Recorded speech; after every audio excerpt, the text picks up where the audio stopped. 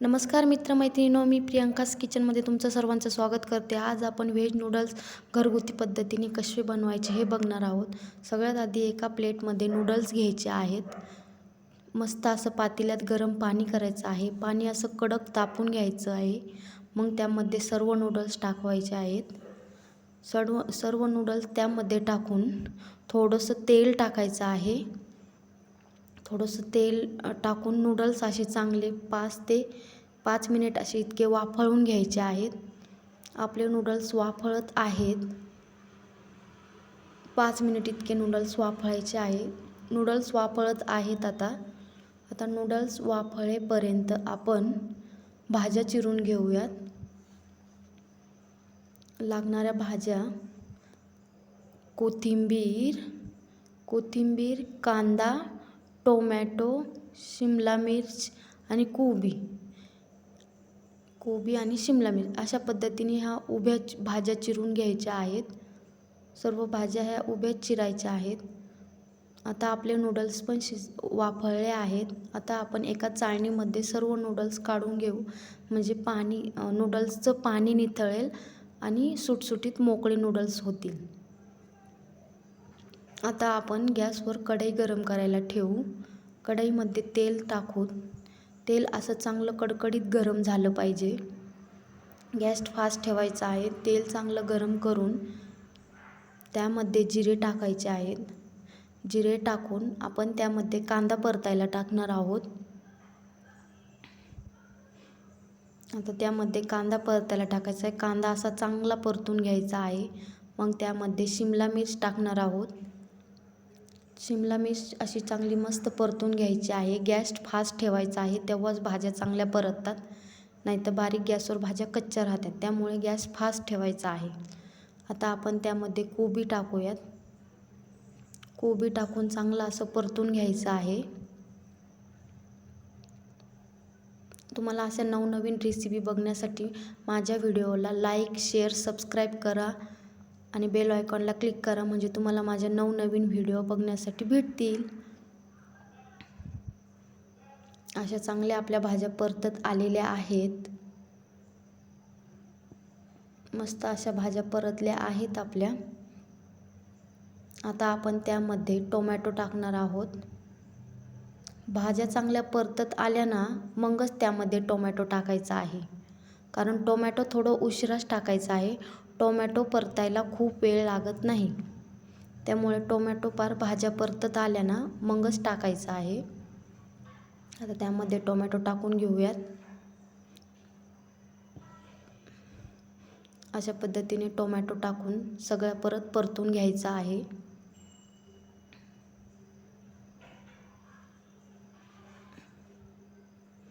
Tomato चांगल्या पद्धतीने परतलेलं आहे आपलं.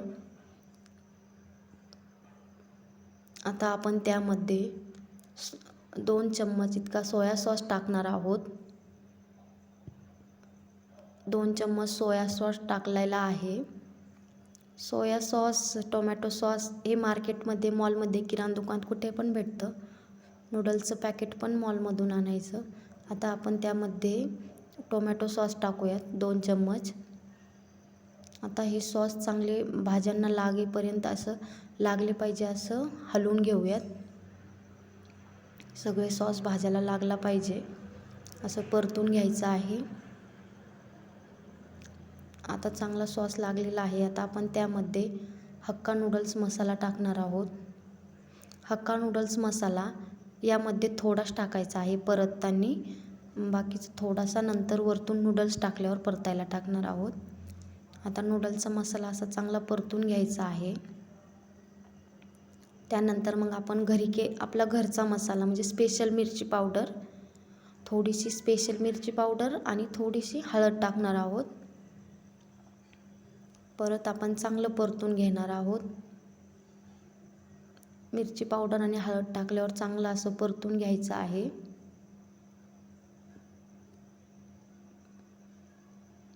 आता आपलं चांगलं असं परतलेलं आहे. आता आपण त्यामध्ये शेजवान चटणी टाकणार आहोत. शेजवान चटणी 2 चम्मच इतकी शेजवान चटणी टाकणार आहोत. 2 ते 3 चम्मच टाकायचे आहे. 2 चम्मच परतताना टाकलेले आहे. 1 चम्मच ही नूडल्स टाकल्यावर वरतून टाकणार आहे.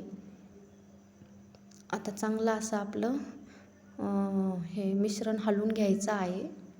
आता आपण त्यामध्ये नूडल्स टाकणार आहोत. नूडल्स बघताय ना, नूडल्स शिजताना तेल टाकायचं आहे. पाणी चांगलं कडक गरम करून मग तेल टाकायचं आहे. तेव्हा आपले नूडल्स असे सुटसुटीत होतात. हातालासुद्धा चिटकत नाही, काहीच नाही, असे सुटसुटीत नूडल्स होतात. आता आपण सगळे नूडल्स त्यामध्ये टाकून परतून घेणार आहोत.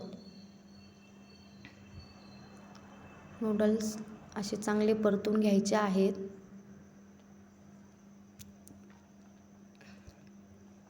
सगळ्या नूडल्सला असा मसाला वगैरे लागलं पाहिजे, सॉस मसाला. त्यामुळे असे नूडल्स चांगले 1 ते 2 मिनिट असे परतून घ्यायचे आहेत. म्हणजे सगळ्या नूडल्सला सॉस मसाला लागला जातो. त्यामध्ये आपण आता हक्का नूडल्स मसाला टाकणार आहोत थोडासा वरतून.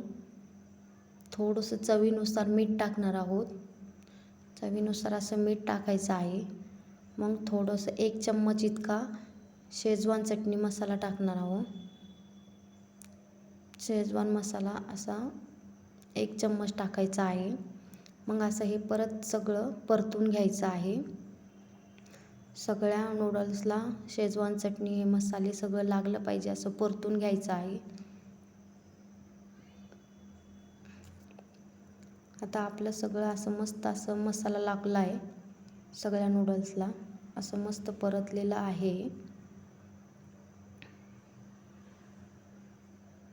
आता परतलेलं आहे. आता आपण त्यामध्ये थोडीशी वरतून कोथिंबीर टाकून हलवून थोडासा कोबी टाकणार आहोत. वरतून कोबी खूप छान लागतो. थोडासा वरतून कोबी टाकलेला आहे.